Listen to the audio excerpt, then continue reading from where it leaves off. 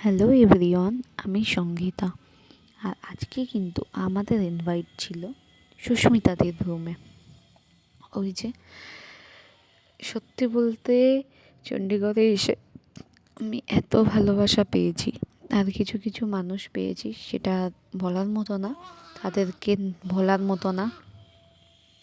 এই যে দাদা আর খুশি কিন্তু আমাদেরকে নিতে এসেছে। ও তো ভাইকে দেখে খুব খুশি। আর এটা সুস্মিতা দিদেরই গাড়ি।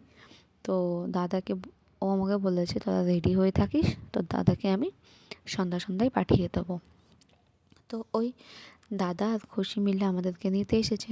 আমার হাজব্যান্ড সামনে বসে, আমি, বাবু, খুশি আর আমার মা আমরা পেছনে বসেছি। তো আমরা এখন রওনা দিয়েছি সুস্মিতাদের রুমের উদ্দেশ্যে। আর ওই যে বললাম, ইনভাইট মানে এক জায়গায় হওয়া, গল্প করা। আমার তো সব থেকে বেশি বকবক করতে ভালো লাগে। আর এই যে বললাম, এই গল্পগুলোই কিন্তু ভীষণ ভীষণ আমি এনজয় করি।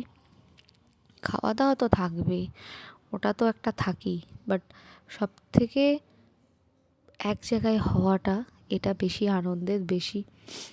তো এই যে আমাদের সুস্মিতাদি, আমি ওকে বলছি তোমার এই অবস্থা কেন, কিছু লাগাওনি, চুল আসেনি। বলছে আমি রান্না করছি, কাজ করছি, আমি ব্যস্ত। আমি বললাম তা এত ব্যস্ত হতে হবে না।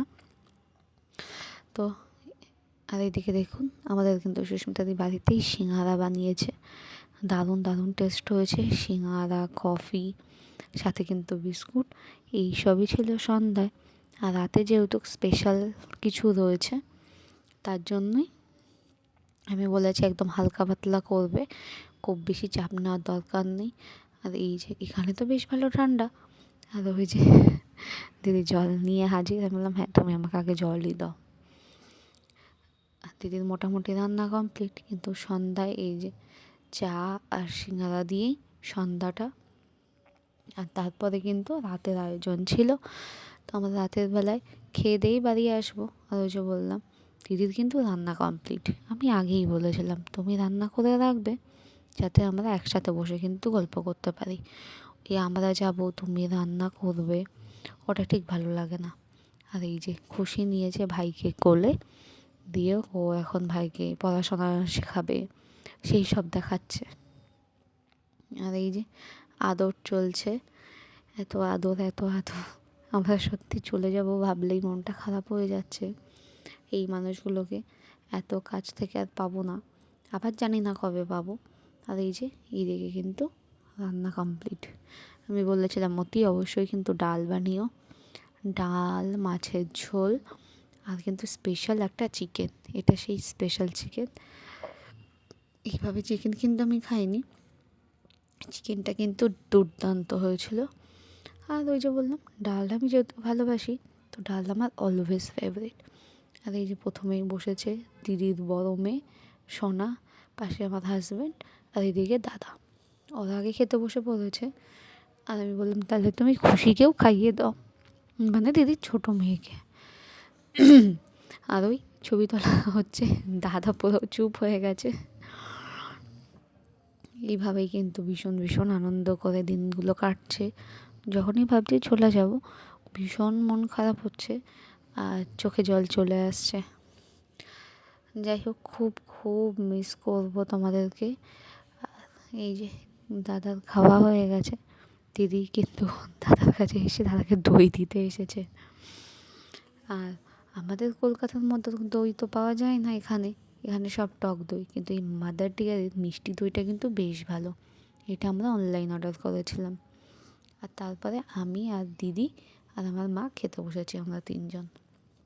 এই যে এদিকে মা, আর এই পাশে সুস্মিতাদি, আমি মিডিলে। আর ওই খাওয়া দাওয়ার পরে বাড়িতেও তো ফিরতে হবে। তো দিদি বললো চল আমরা যাবো তোদেরকে ছাড়তে। যাওয়ার সময় দাদা নিয়ে আসার সময় দাদা নিয়ে এসেছে। এখন দাদা আর দিদি দুজনাই বলছে একসাথে আসবে। কেন প্রথম দিনই তো জেগেছিল, প্রথম দিনই তো সুস্মিতা দিই জেগেছে। আমি বললাম চলো চলো, করে উঠছে অনেক রাত হয়ে গেছে, দাদারও সকালে ডিউটি আছে। বলে মার্চ মাসে, এপ্রিল মাসে দিতে আসবে। দিয়ে আবার দাদা আবার গাল খেয়ে নেবে তোমার। দিদি বলছে আমিও যাব। আমি বললাম হ্যাঁ চলো নিশ্চয়ই। দিদি কিন্তু দাদার সাথে আমাদেরকে আবার আমাদের রুমে ছাড়তে এসেছে।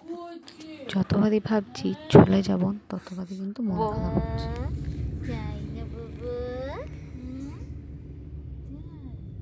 তুই ভিডিও করছিস না এমনি লাইট হ্যাঁ ভিডিও করছি, তুমি আদর করছো না তাই। বলে বাবা তাই আবার কবে? কালকে তো আসবি সুমনার ঘরে, তোর শত্রু। হ্যাঁ তাই না?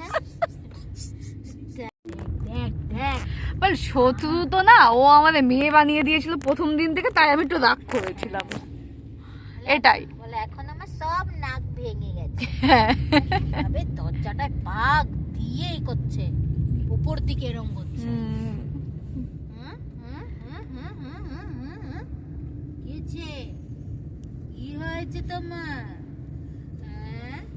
ভালো লাগছে না? ও আচ্ছা আচ্ছা আচ্ছা আচ্ছা। আর এই যে আমরা কিন্তু গল্প করতে করতে কিন্তু চলে এসেছি আমাদের রুমের সামনে। দিদি কিন্তু এখনও আদর কোথায় যাচ্ছে। আমি বলছি যাও এবার অনেক লেট হয়েছে। তো এই যে আমার হাজব্যান্ডের কোলে দিয়ে দিল। আর এরপরে গুড নাইট। এটা ছিল কালকের ভিডিওটা কেমন লাগলো জানাতে কিন্তু ভুলবে না। আর দেখা হচ্ছে নেক্সট ভিডিওতে। আর ভিডিওটা ভালো লাগলে একটা লাইক করে যেও। আর যারা আমার ভিডিও দেখে আমার তরফ থেকে সকলকে অনেক অনেক ধন্যবাদ আর ভালোবাসা। এই যে দিদি এখন সামনে বসলো দাদার পাশে আর চলে যাচ্ছে। সকলকে বাই।